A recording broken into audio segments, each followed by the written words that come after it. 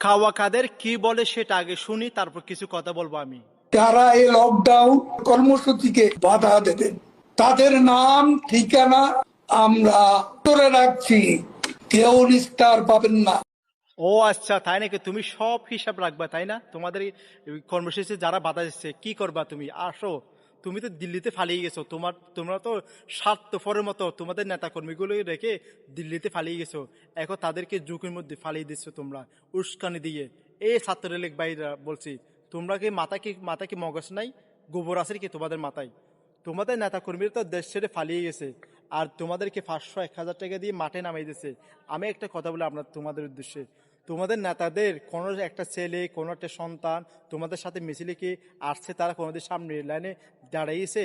তোমাদের পিছন থেকে তোমাদের 1500 টাকা দিয়ে দেয়, সেখানে এসে দেশে একটা নৈরাজ্য সৃষ্টি করার চেষ্টা করতেছে আবারও। এগুলো ভালো হবে না কিন্তু।